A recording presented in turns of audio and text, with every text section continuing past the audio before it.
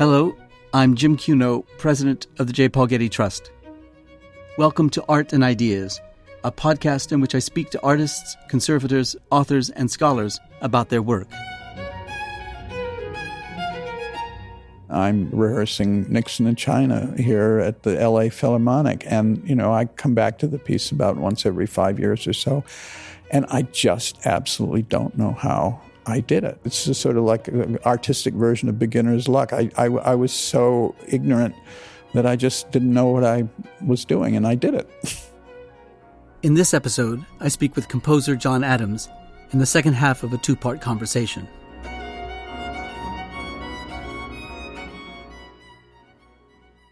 In the first part of my conversation with composer John Adams, we talked about his childhood in New England, musical education, experiments in electronic music, move to California, and early works. Today we'll focus on his later compositions and venture into operas, including his upcoming work for the San Francisco Opera. We continue our conversation where we left off. We had just finished talking about how his early works, Phrygian Gates and Shaker Loops, had been turning points in his career. He had begun to be identified as a minimalist composer, alongside figures like Steve Reich, Terry Riley, and Philip Glass. But as you'll hear from John himself, he never really left behind his love for the classical music canon. You were driving around the Northern California landscape and listening to Wagner's Götterdämmerung on a tape deck, I think it was, and that began to pull at you. And at about the same time, the San Francisco Symphony musical director, Edo de Wart, recognized your potential as an orchestral composer, and the result of that was Harmonium, 1981. Talk about the driving around the landscape and about is that do I remember from the reading of your book that was in fact a major moment in your development? Yeah, that was like Saul on the road to Damascus. I think I'd never really let my love for the classical music canon behind. I was a rabble-rouser and making crazy pieces like lo-fi, but at the same time, I still loved the great works, probably because I grew up playing in an orchestra, and my most powerful experience with music was listening to recordings of, Sibelius and Schubert and Beethoven and Bach. So even though I was writing pieces in the minimalist genre in the late 70s, I was very much drawn to symphonic music. And I just had incredibly good luck that I met this young Dutch conductor who had just succeeded Seiji Ozawa at the San Francisco Symphony. And he was looking for a young composer. He felt that was part of his mission, was to do new music. And he met me and he just offered me this commission. I remember it was a commission for $10,000, which was just money. I couldn't even believe it. Up to that point, I was giving my pieces away. So I wrote this large piece with text by John Donne and Emily Dickinson, and it was performed at what then was a brand new Davies Symphony Hall at San Francisco. And that was definitely a major arrival moment, because then it was shortly after performed in Chicago and then at Carnegie Hall, and I was sort of now, for lack of a better term, established not in the general public mind, not like Yo-Yo Ma or something, but at least in the community of new music. Was it meaningful that this breakthrough occurred, or this establishment occurred, with a piece that involved texts? Because you would, of course, through your operas, become so well known as a composer of music with texts. I suppose in a way it was meaningful. Certainly the text, particularly the Emily Dickinson texts, drew me in and drew something out of my imagination. And since then, I've written a lot of work to text. 7 operas. I can't remember how many operas I've written, and 2 oratorios, El Nino and The Gospel According to the Other Mary, and all are very much text-driven. I once had a conversation with Philip Glass, and we agreed that his work is largely image-driven, and mine is very much text-driven. Right. Is it the rhythm of the language? Is it the images that are created by the language? What aspect of the text attracts your attention? It's every aspect of the text. It's the rhythm of the language. It's the meaning.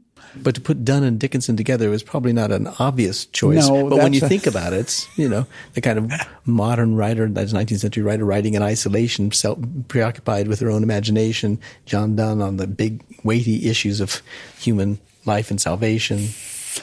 Yeah, but they were both very erotic poets. There are two Emily Dickinson poems in this piece. One is a very familiar one, Because I Could Not Stop for Death. The second one was less known, a poem called Wild Nights. And I think I got it right with Wild Nights, that poem is the closest thing to an orgiastic outpouring from Emily Dickinson as there is. And I went for it. I didn't want to turn it into something purple, but I used the massed forces of chorus and orchestra to summon up that powerful erotic energy that's often just lurking under the surface of Emily Dickinson.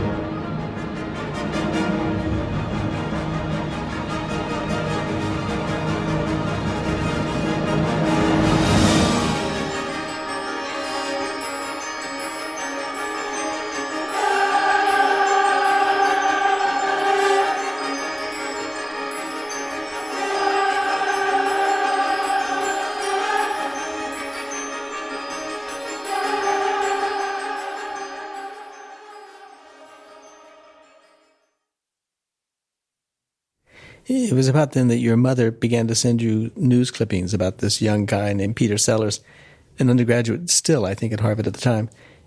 You then ultimately would meet him, and he would soon thereafter propose to you that you write an opera, and he even gave you the title, Nixon in China. That's right, yes. Several people had said, the two of you should meet. And I had never seen him nor seen a picture of him. And he was at a music festival in the Monadnock Mountain area in southern New Hampshire. And I was home visiting my parents. So I drove there. And I remember this festival was in a school campus. And I remember sitting in the cafeteria waiting. And I had no idea what this person would look like. And people would come in and I'd say, that's what Peter Sellars looks like. No, it wasn't him. No, it wasn't. And then he finally arrived. And, anyone who's seen Peter Sellars know that this is, the most extraordinary person. And that was the beginning of really, aside from, my wife and children, the most important person in my life. Yeah. But what was it like that he sat down to you and said, let's do an opera, and the opera is going to be called Nixon in China? Well, he proposed this idea, and I think two things had contributed to it. One was that he had recently been to China. He had seen these propaganda films of ballet, like The Red Detachment of Women. And then I think he'd also read Kissinger's memoirs, and this all came together in his head. And the story goes, I've told this so many times, I don't even know if it's really true, but I think it is, that I was appalled by the idea for a while, thinking it just could only be a ham-fisted satire. But the more I thought about it, the more I realized it was a brilliant idea, that the characters were just waiting for dramatic treatment. And the story itself, which is really, essentially about the collision of capitalism and communism, that's the sort of thing that opera really thrives on. How did you become confident that you could hold the composition together that was going to be that long? Because to date, your compositions were 28 minutes, you said earlier, 30 minutes, maybe 35 minutes. How did that happen? I don't have any idea. And as you and I are having this conversation, I'm rehearsing Nixon in China here at the L.A. Philharmonic. And, I come back to the piece about once every 5 years or so. And I just absolutely don't know how I did it. And I don't know how Alice Goodman, the librettist, she produced what I think is quite possibly the greatest libretto in all opera since the Mozart da Ponte librettos. It is just this brilliant combination of wit and deep wisdom and philosophy and history, and her control of language, whether it's Mao's spouting off his rhetoric or Nixon kind of Chamber of Commerce luncheon style of speaking. It's just brilliant. And I don't know how I did it. I guess you'd call it just, it's just sort of like an artistic version of beginner's luck. I was so ignorant that I just didn't know what I was doing, and I did it. How did you proceed, the three of you then? Because you weren't living in the same places, so how did it work?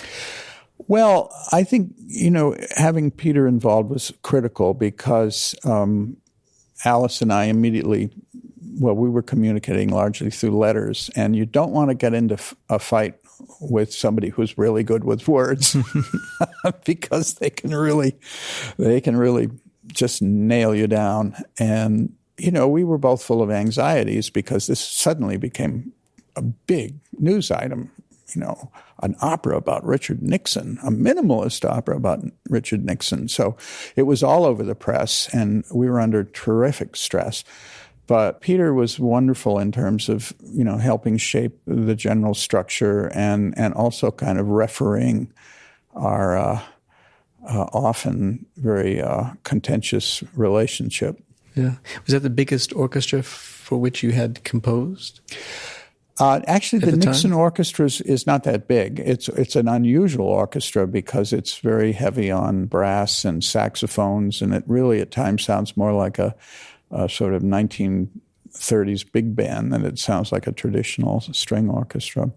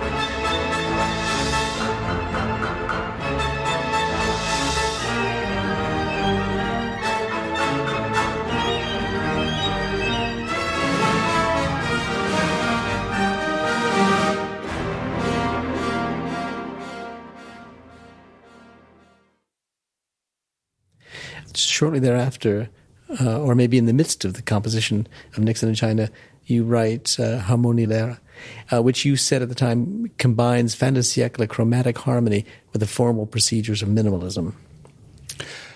I was given a kind of composer in residence, a position with the San Francisco Symphony, which was very generously funded, which was a good thing because my wife and I had our first child to care for.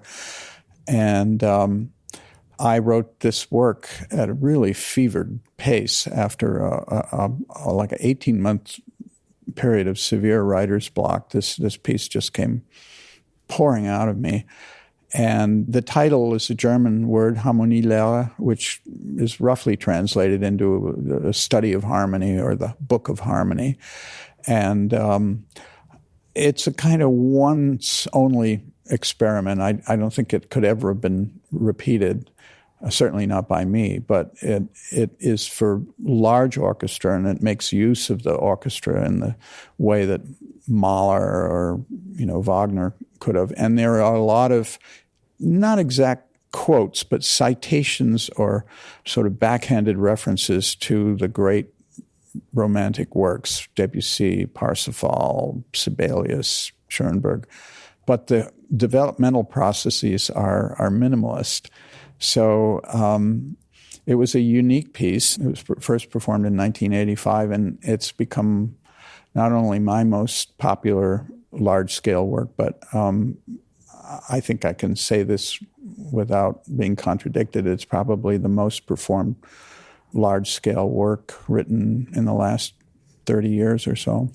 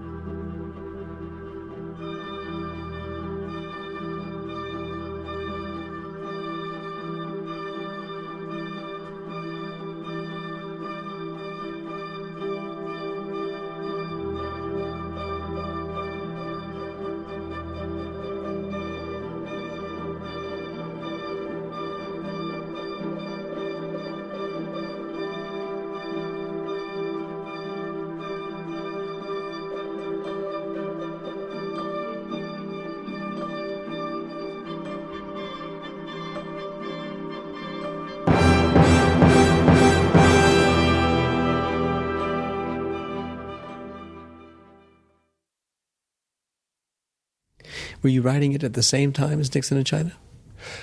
I wrote Nixon in China after I finished Harmony Lara. Nixon in China was written between 1985, right after Harmony Lara, and premiered in 1987. It took me 2 years working virtually every day to write Nixon in China. Writing opera is really labor-intensive. I once had a conversation with Frank Gehry in which I said, you can subcontract your electrical work and your plumbing and, the colors and stuff to somebody else, but the composer has to do everything. We can't subcontract anything out. So it's just, every composer I know is extremely well-disciplined person because it's just an incredibly labor-intensive activity. Did you have a deadline? I did have a deadline, and I always worked to deadline. That's something that propels you forward. But you said you had a 2-year writer's block. So was that always lingering in your head, that some anxiety about another writer's block coming along? I had the serious writer block after my first big success in 1981. I wrote 2 pieces for the San Francisco Symphony Harmonium and then a more kind of outlandish piece called Grand Pianola Music. And I was getting a lot of attention.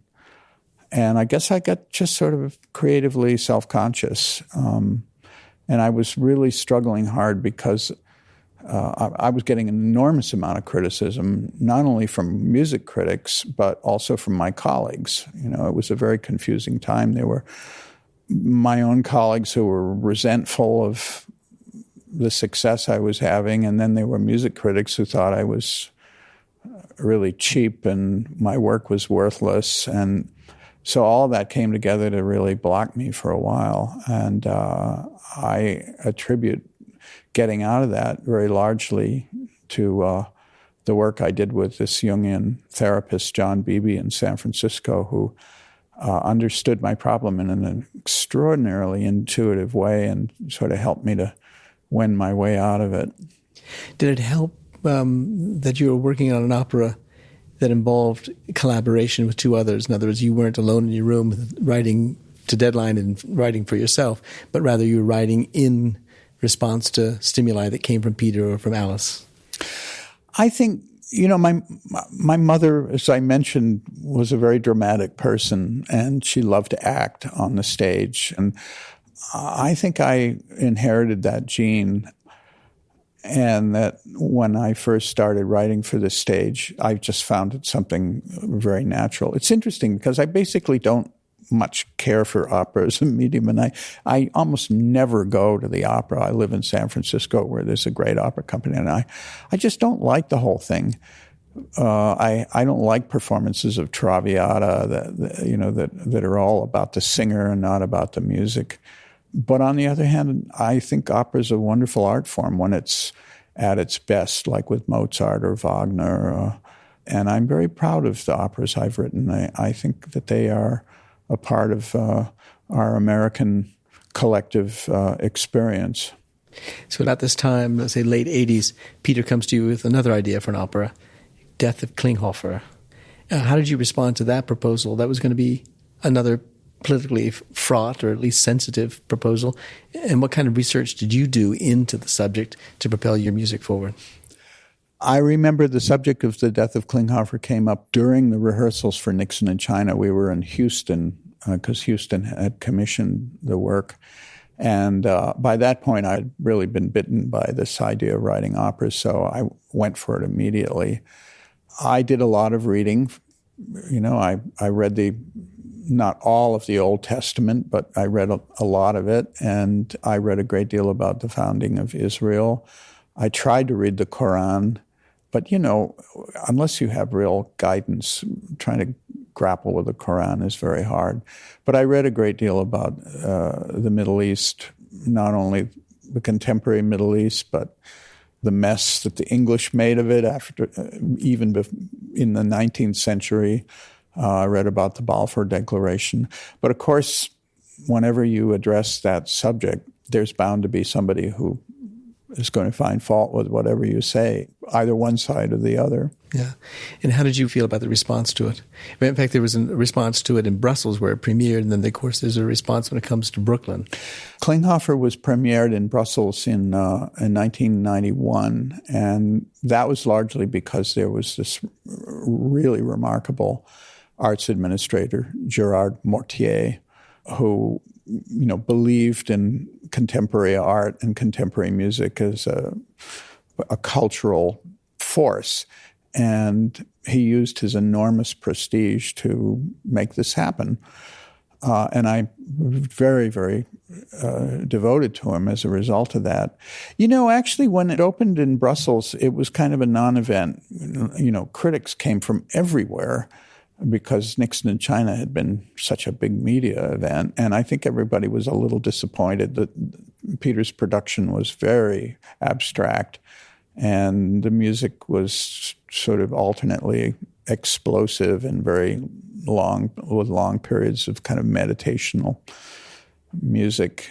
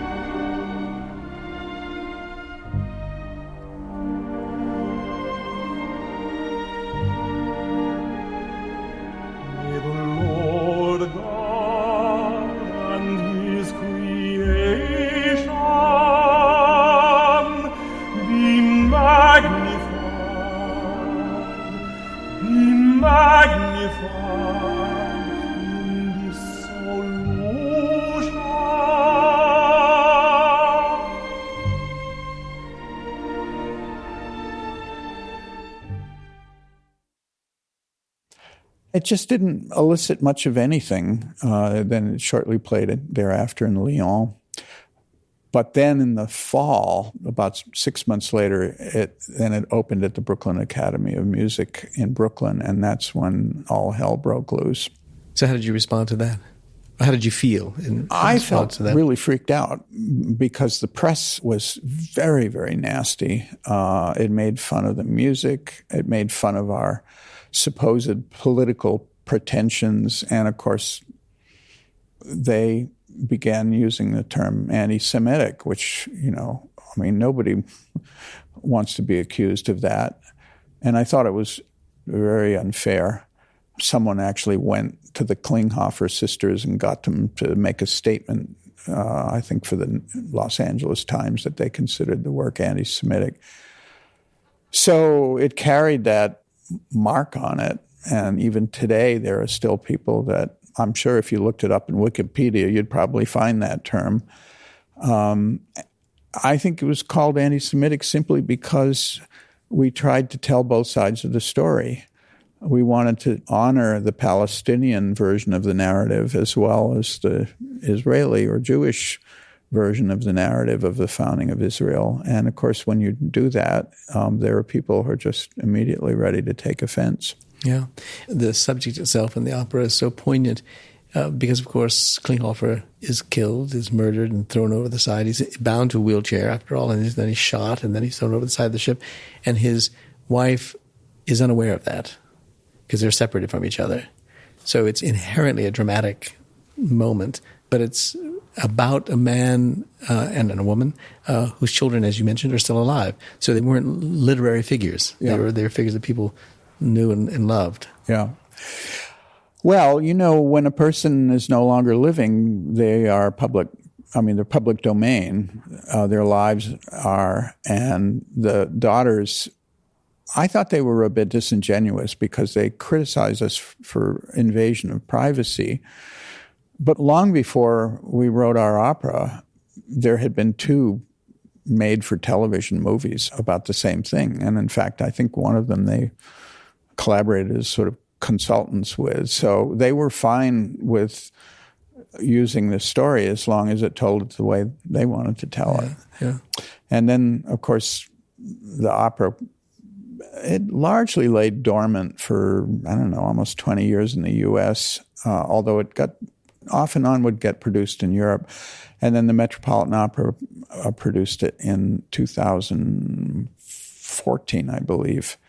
And that caused an even greater, I guess you could call it a scandal. It started with an online campaign, that spread rumors about it and just tried to create these memes that it was an opera that was sympathetic to terrorists or that, it was anti-Semitic. Actually, most of the shaming was aimed less at me than it was at Peter Gelb, the general director of the Metropolitan Opera. Did that shake you to such an extent that even unconsciously you were cautious about the subject matter of the next oratorio or the next opera?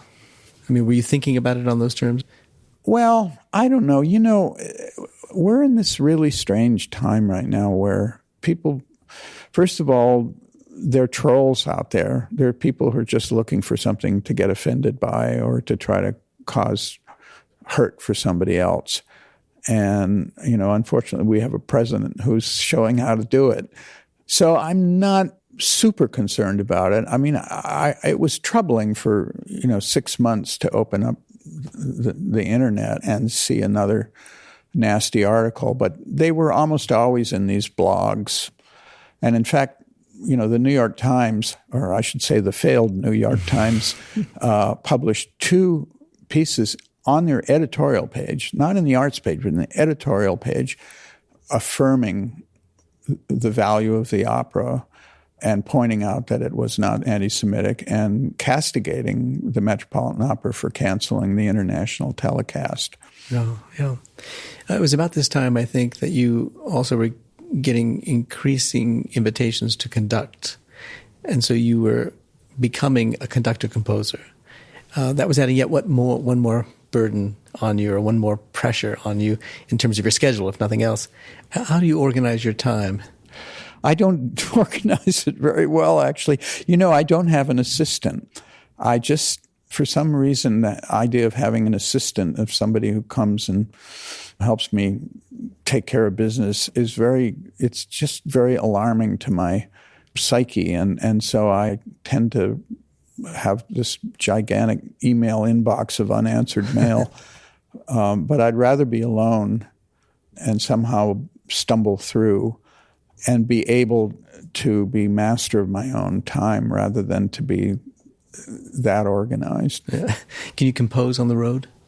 I'm not able to compose on the road. I have 2 places where I compose. I have a studio in our house in Berkeley, and then I built a little hut, or like a little one-room structure in the deep redwoods on the Sonoma-Mendocino border, about 5 miles inland from the coast.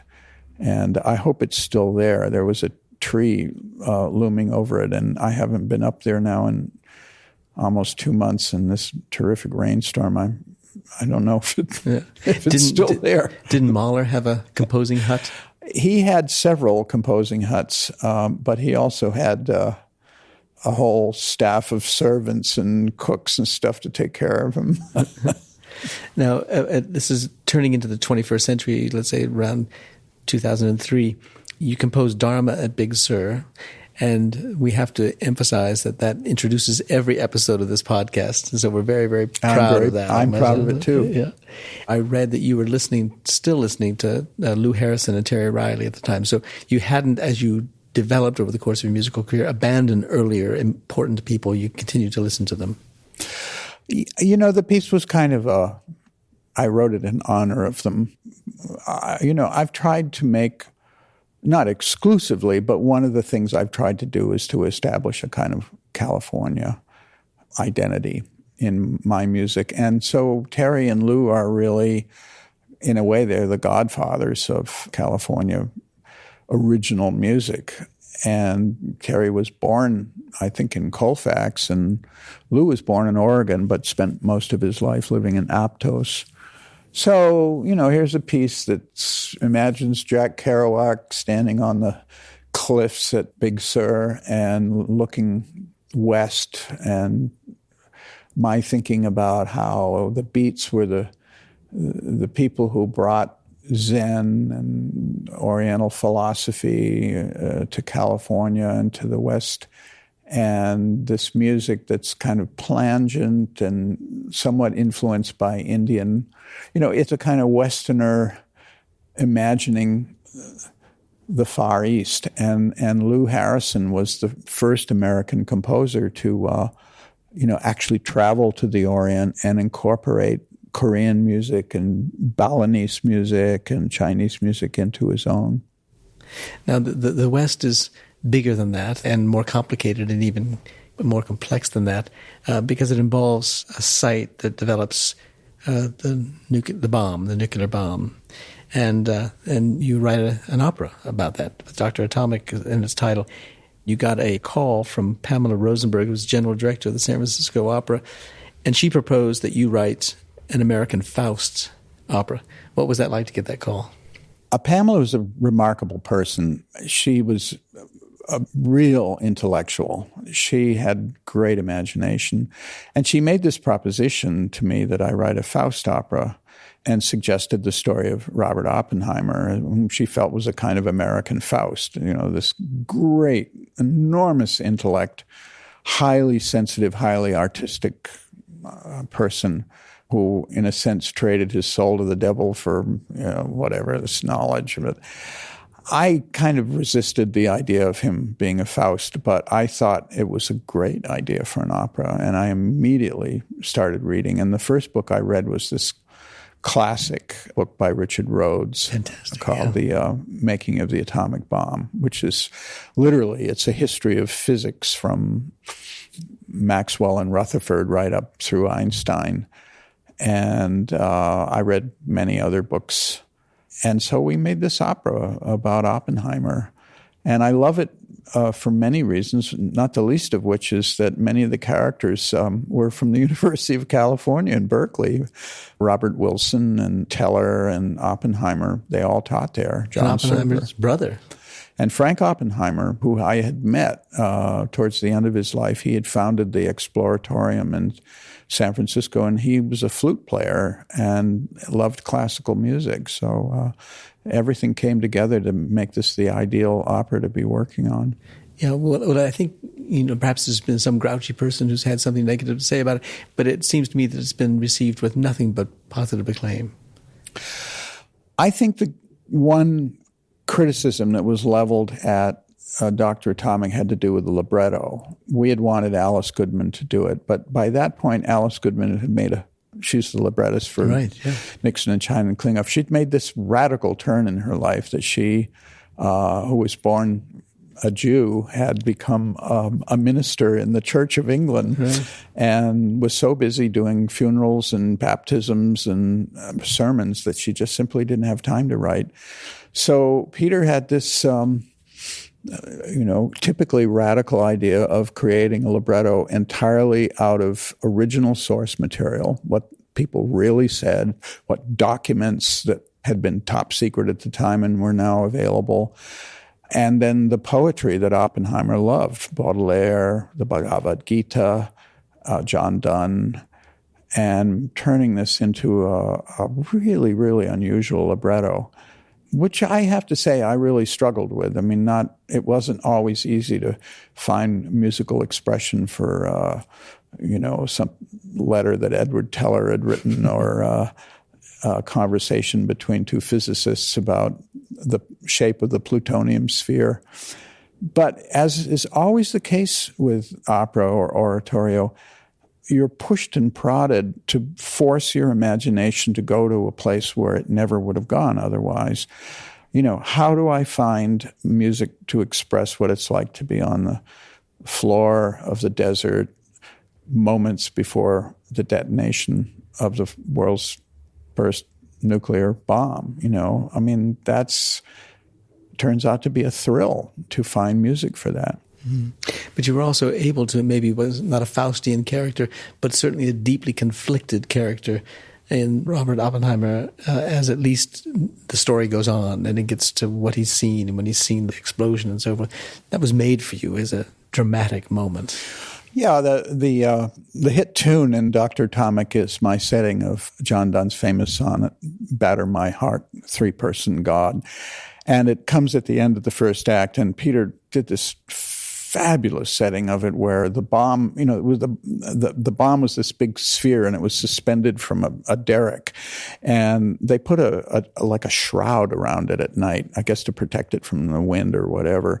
So there's something weirdly funereal about it. And Oppenheimer's alone, and he sings this aria, which is almost like a Baroque Passacaglia, in which he admits his terrible feeling of having lost his soul and pleading God to come and beat him and knock him down so that he may rise again. And I have to confess that we sort of imported guilt to Oppenheimer at a time when he didn't have it. He was very arrogant and very pleased with himself in 1945. It was only later in the 50s that he began to realize the devastation and, spent the rest of his life trying to convince people to disarm. Batter my heart, three-person God, that I may rise and stand, or throw me and bend your force to break, blow, break,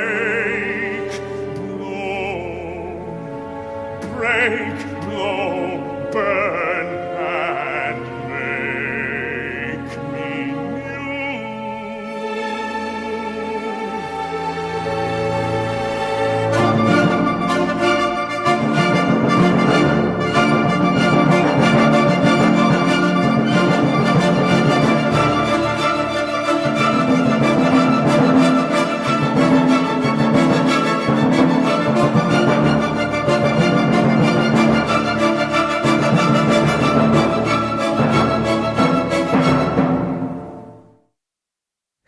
Now, you've received another commission from the San Francisco Opera, and it's called Girls of the Golden West. And I think it premieres this autumn. Is that right? Yes. Yeah. So tell us what that's about, and tell us the process by which you came to that, because I think it also involves deep research into documents, both perhaps by yourself, but by Peter certainly. Right. This is a rather snarky title, Girls of the Golden West, because there's a Puccini opera called Fanciulla del West, which translates, whenever it's done in English-speaking countries, as Girl of the Golden West. And Peter and I were kicking around ideas for operas, and he mentioned that he'd been asked by La Scala to stage the Puccini, and Puccini is his least favorite composer, and he felt that this story, the way it was presented, was kind of like Jack London, that it was a period piece, but it told a sort of whitewashed version of the gold rush. So we both did a lot of deep research, which is one of the reasons I love doing these pieces, because I get to read so deeply. And again, Peter compiled this libretto from original source material. And, the gold rush was really the first sort of media event. Every step along the way, it was being covered in journalism back east. And of course, most of the information was wrong or, wildly exaggerated. And a lot of people came out here thinking that they would become very rich very easily. And of course, that didn't happen. And I've been working, I haven't finished it quite, but I've been working on it for about a year and a half. And all during the course of working on this, I'm dealing with these stories of the gold rush and, horrible nativism and jingoism and racist attacks on Mexicans and Chinese and Native Americans and Chileans and, even the few freed slaves that came out here. And I'm following the presidential campaign and people screaming and yelling, lock her up. And I'm finding that, this is a perfect time to write this opera because here we are I live not far from Silicon Valley where it's like the new gold rush. Suddenly some stupid app on your iPhone is valued at $40 billion. And it's as unreal as the fool's gold that these people in 1850 thought they were going to get rich on. Yeah. Will the music sound Western? It's funny. What I learned is that 1850, the country was really raw. And the piano music or the kind of music that people would perform was pretty awful. It was like bad European parlor music, and most of it was kind of folk songs. But what I did is I found a lot of texts, gold rush texts at the California State Library in Sacramento, and I just ignored the tunes. Most of the tunes were familiar anyway, Oh Susanna or Pop Goes the Weasel. And I've written my own music to it. The music is it's kind of gnarly and, more stripped down, the way life probably was in a mining camp in 1850. Yeah. When does it open? It opens in November in San Francisco.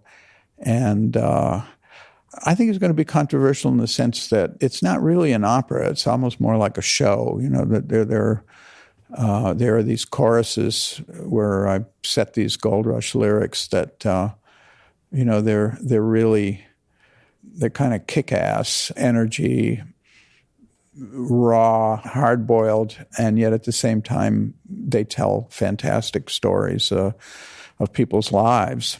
Yeah, well, we can't wait to see it. Can't wait to hear it. Congratulations on that and thank on you. Everything else. And thanks so much for the time. That's been great, Jim. It's been great seeing you. Yeah, thank you. Happy birthday. Okay, thanks.